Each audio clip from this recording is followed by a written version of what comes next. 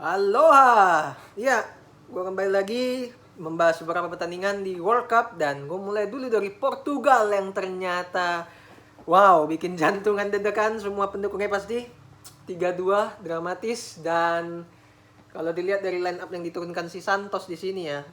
Ya, Diogo Costa, gue sih nggak pernah impress sama kata-kata netizen yang bilang si ini pemain bagus, si itu pemain bagus. Tapi kalau sekali ditaruh di event yang sesungguhnya, yang pressure-nya tinggi, pasti selalu gak bisa perform. Dan gue gak pernah percaya yang katanya orang mainstream bilang si ini bagus, si itu bagus. Buktinya dia hampir blunder dan bikin kekonyolan di saat-saat terakhir. Kalau itu blunder, itu Ronaldo udah hantam dia, udah smackdown dia pasti.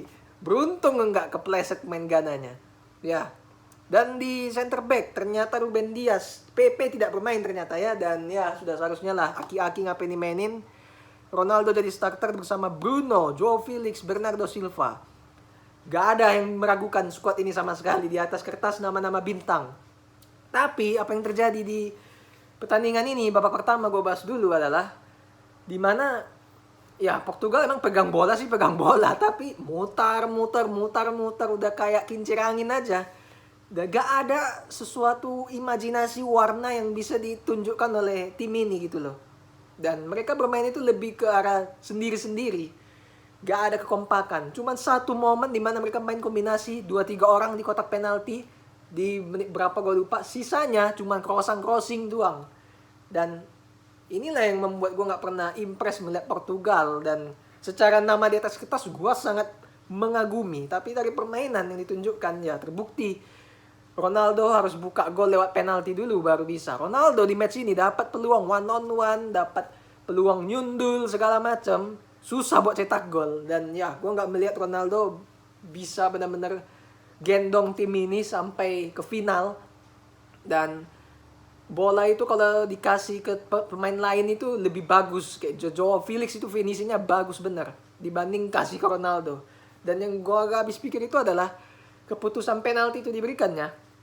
Ini ya, kita bahas setiap pertandingan pada saat World Cup ini berlangsung. Sebelum ini, entah Qatar lawan apalah yang banyak kontroversi segala macam soal foul, offside, onside, gol atau enggak segala macam. Selalu wasit melihat referensi dari VAR terlebih dahulu, baru dia memutuskan iya atau tidak.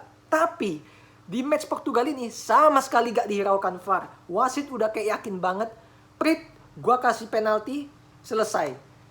Itu yang jadi pertanyaan gue. Kenapa ini wasit gak mau cek VAR dulu? Minimal dicek, double check, triple check. Apakah udah keputusan itu udah benar? Karena kalau dilihat dari replaynya sekilas, itu sentuhannya tipis. Atau gak begitu meyakinkan lah. Jadi ini yang gue bertanya-tanya. Portugal gue bilang dibantu wasit di pertandingan ini. Ada momen juga Leao cetak gol.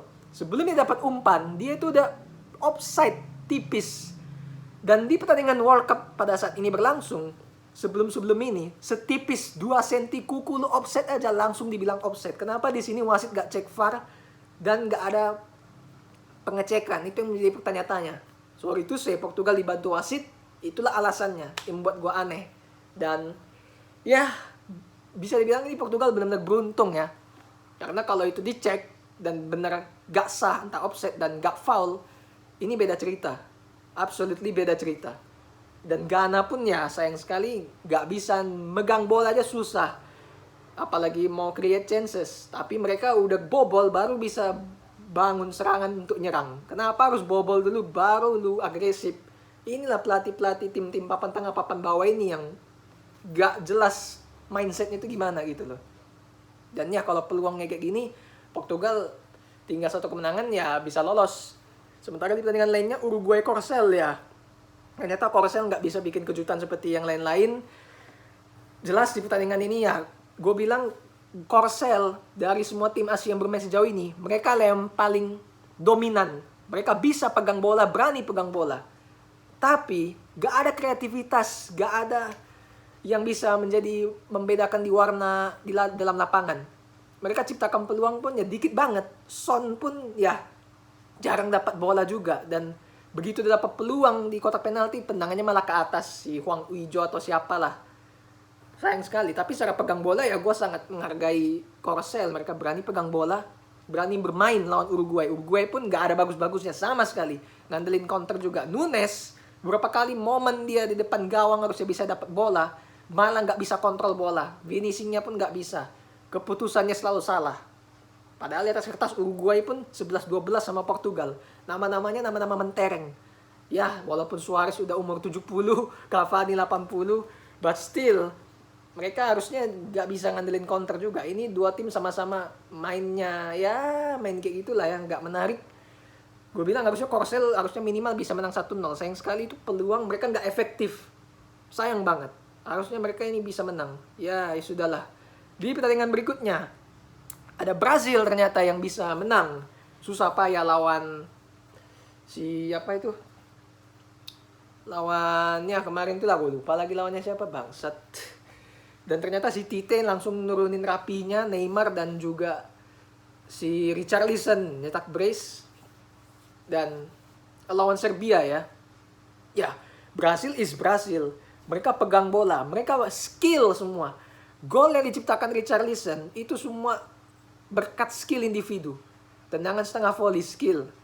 Terus yang kedua dia tap in doang. Jadi Brasil ini bermain gak ada patternnya sama sekali. Tite ini yang miskin taktik. Dia punya pemain mentereng, dia udah suruh anaknya silakan bermain sendiri gitu.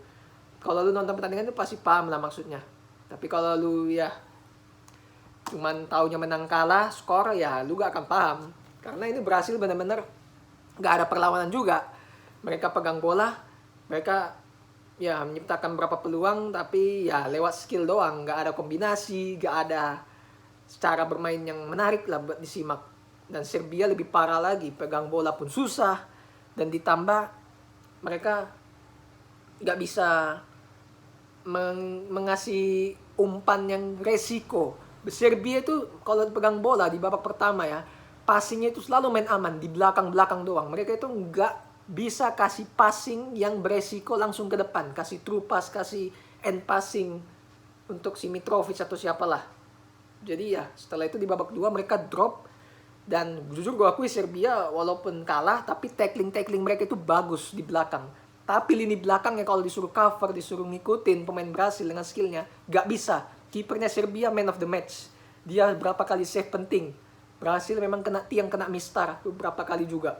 Dan layak menang juga. Tapi secara pattern gue gak impress sama sekali dengan Tite. Lebih bagus itu gue bilang ya Neymar, Anthony di kanan, di kiri Vinicius. Gitu.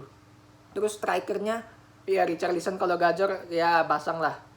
Dan ya kita lihat lah Brasil kayak gini grupnya ya lawan Swiss, Kamerun harusnya bisa disikat habis. We'll see lah kayak gimana. Thanks for watching.